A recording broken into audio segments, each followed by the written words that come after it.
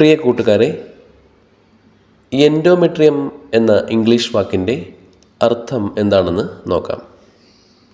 Endometrium എന്നാൽ ഗർഭാശയ പരിതലം അല്ലെങ്കിൽ ഗർഭാശയത്തിൻ്റെ ഉള്ളിലെ പാളി എന്നാണ് അർത്ഥം.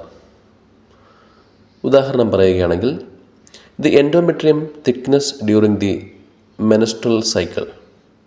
ഇതിൻ്റെ അർത്ഥം ആർത്തവ ചക്രത്തിനിടയിൽ എൻഡോമെട്രിയം കട്ടിയാകുന്നു എന്നാണ്.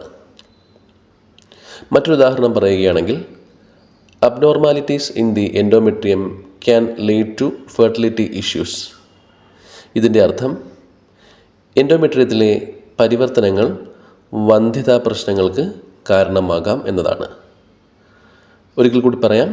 എൻഡോമെട്രിയം എന്ന വാക്കിൻ്റെ അർത്ഥം ഗർഭാശയ പരിതലം അല്ലെങ്കിൽ ഗർഭാശയത്തിൻ്റെ ഉള്ളിലെ പാളി എന്നാണ്.